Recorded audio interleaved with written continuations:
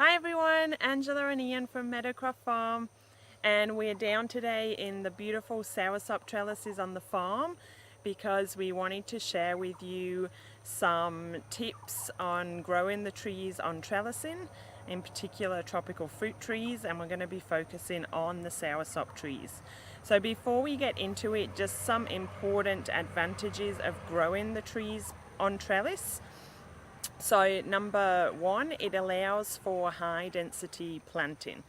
So as opposed to if we were to just freestand trees on the farm, planting on the trellises allows us to fit more trees per square metre, which therefore in turn increases our yield. And we've also found that the trees will fruit a lot quicker on the trellis than if they were freestanding out on the farm.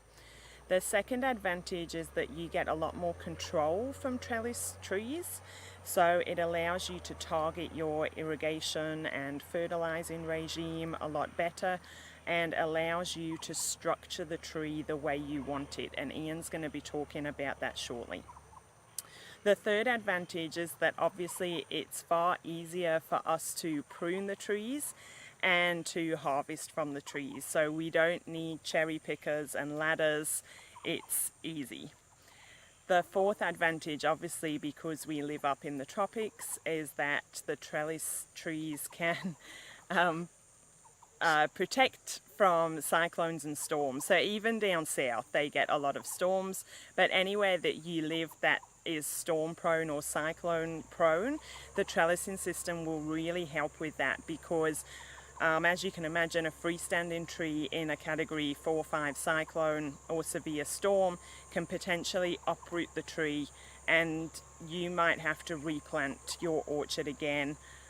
Whereas with the trellis system, it provides an anchor and support. So whilst we may lose leaves and we may lose fruit, it allows the root system to remain supported and intact. So we can get back into production a lot faster than if we had to repopulate our farm from scratch. And the fifth advantage, which is linked to that, is that we can preserve valued species.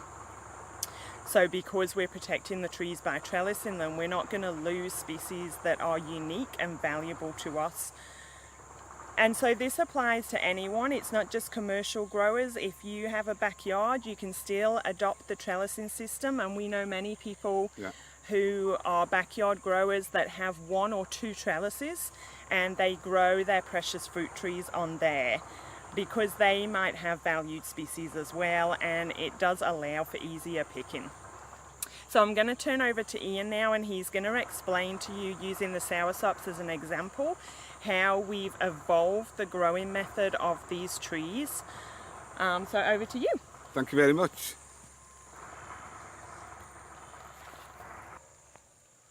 Okay guys, so there's probably 4 or 5 different ways of creating the structure on your trellis. We started, like many others were doing, growing the tree up and then taking horizontal branches off on each wire. This would potentially suit some trees, durian, guava. They are both quite happy to have horizontal branches. Others, they seem to struggle. Then there's a fan-shaped where you grow the tree up and it comes out, the secondary branches will come out at 45 degrees or thereabouts. And then there's one that I really like, which is multi-leader. And there's 2 types of multi-leader. We'll show you some slides for them in a little while.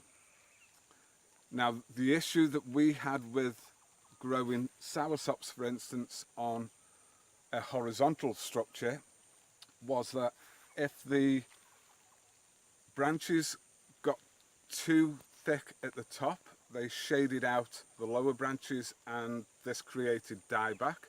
So we started to lose the lower branches. And also, if you over prune, if you're too harsh with your pruning, it leaves the horizontal branches towards the top quite exposed. Then you get sunburn, damages the horizontal branches and sets them back. And as you know, a tree that's been damaged in any way is then going to be susceptible to disease. We initially started to grow the soursops in that method. After observing and looking at the trees and trying to work out what was wrong because of things being affected, in the end up I decided to cut the trees right back to maybe 12-18 inches off the ground, just a trunk, and then start all over again. Bit of a pain, but might as well bite the bullet and go for it. Now the first multi-leader we went for was the 4-leader, which you can see here. We've got down here the main trunk. We chopped that off, started again and grew it up with the 4 leaders.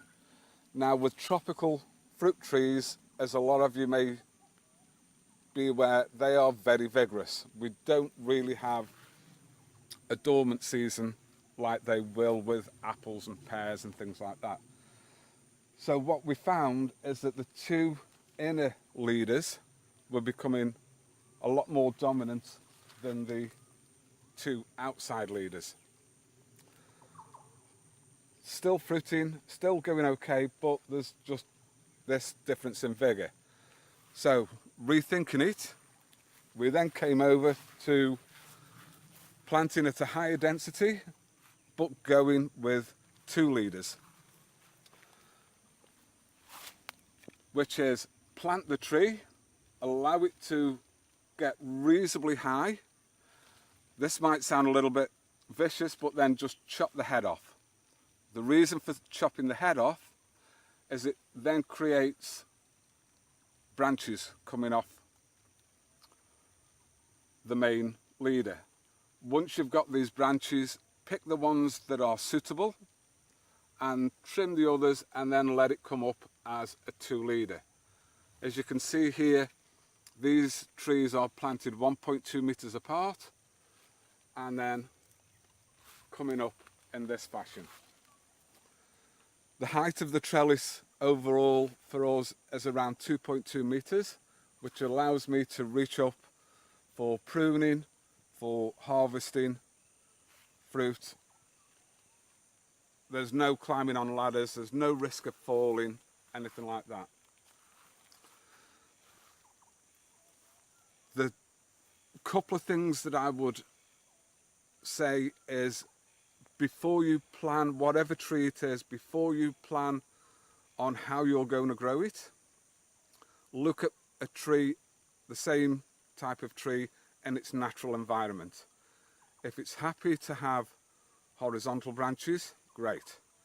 If it grows a little bit more apical dominant, a bit more vertical, then think about multi-leader branches or fan-shaped branches.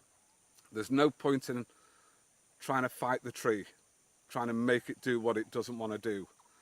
And the other thing I would say is, whatever method you choose of growing, if you're not happy with it, if it doesn't look as though it's working, don't be afraid to cut it back and start again, because in the long term you're going to be saving time, you're going to have a healthier tree. And as you can see, these trellises are looking pretty awesome, and these are in their 2nd year now. A good advantage with trellising, as Angela said, is you're concentrating your watering and your fertilising, but also, as you can see down here, if you look down here, when you're pruning, all the prunings go on the inside and it smothers out pretty much all of your weeds. By the time these break down and you start getting the odd weed coming through, it's probably time for pruning again. Chuck them back in the middle. It's putting organic matter in there. It's shading the soil so you're not watering as much, it's not going from extremes of heat and cold, and it saves on spraying. So the main thing is, for me, my morning cup of coffee is spent walking around the farm, look at the trees, try and observe what's happening, how it wants to grow, where the fruit's going to be produced, and spend that half hour, whatever it is, each morning, and just observing the tree and working out what's best for the tree, what's best for you. Okay, folks, thanks very much. Thanks, everyone. Hope this has helped a little bit. I'm not saying this is the way to do it, it's just that there are different ways to do it for whatever crop you're growing. All right then, thanks very much. We'll see you next time. Bye-bye. Bye.